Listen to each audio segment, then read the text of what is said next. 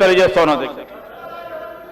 Please Harish Rao గారు please question కు సంబంధించి క్వశ్చన్ కాదు సార్, ఒక్క Please, నిమిషం please, వినండి please, వినండి please. మీరు సార్, Please.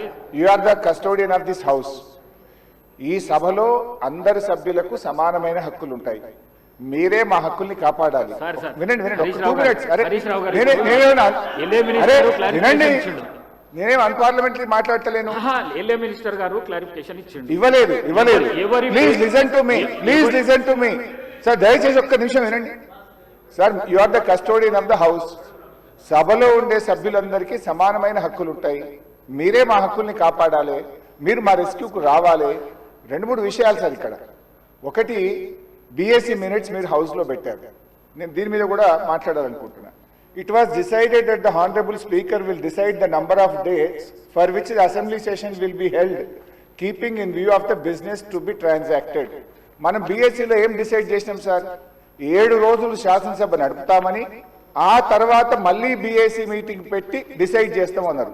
ఇక్కడ ఎక్కడ కూడా బీఎస్సీ మినిట్స్ లో 7 రోజులు సభ జరుపుతామని రాలేదు. బీఎస్సీని జరిగిన నిర్ణయం వేరు, మీరు ఇక్కడ పెట్టినటువంటి ఎజెండా వేరు. దీన్ని సరిదిద్దండి. దీని మీద ఎలియా మినిస్టర్ గారు క్లారిఫై చేయాలి.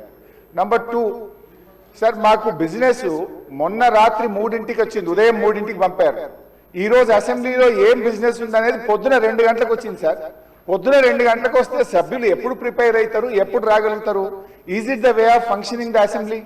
దయచేసి ఎజెండాను 24 గంటల ముందు పంపడం ఒక పద్ధతి, సాంప్రదాయం. దాన్ని నేర్చుకోండి. నంబర్ 2. నంబర్ 3 అధ్యక్ష, ఇప్పుడు ప్రధాన ప్రతిపక్షం ఒక క్వశ్చన్ మీద ముఖ్యమంత్రి గారు లేచి మాట్లాడారు, సభానాయకులు ఓకే. దాని మీద మీరు ఇంకొక విపక్షానికి ఇచ్చి మాకు మైక్ ఇవ్వకపోవడము, మేము అడిగిన ప్రశ్నలకు ఒక్కదానికి క్లారిఫికేషన్ లేదు. ఇది పూర్తిగా ప్రధాన ప్రతిపక్షం గొంతు నొక్కడం కాదు సార్. మాకెందుకు ప్రొటెస్ట్ చేయడానికి మైక్ ఇయ్యరు?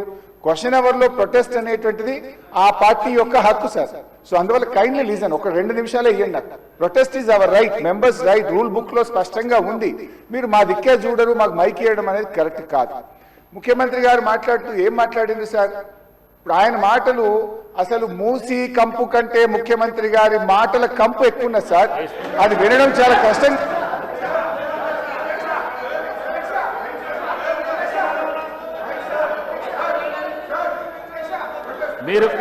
మీరు క్వశ్చన్ కు సంబంధించి మాట్లాడుతా అంటే మీకు మైక్ ఇస్తాను. మీరు ముఖ్యమంత్రిని విమర్శిస్తా అంటే నేను మైక్ ఇవ్వను. ముఖ్యమంత్రిని విమర్శిస్తా అంటే మైక్ ఇవ్వను. ప్లీజ్ మీరు కూర్చోండి శ్రీనివాస్ యాదవ్ గారు ప్లీజ్ కూర్చోండి శ్రీనివాస్ యాదవ్ గారు. మీకు కూడా అవకాశం ఇచ్చినా కదా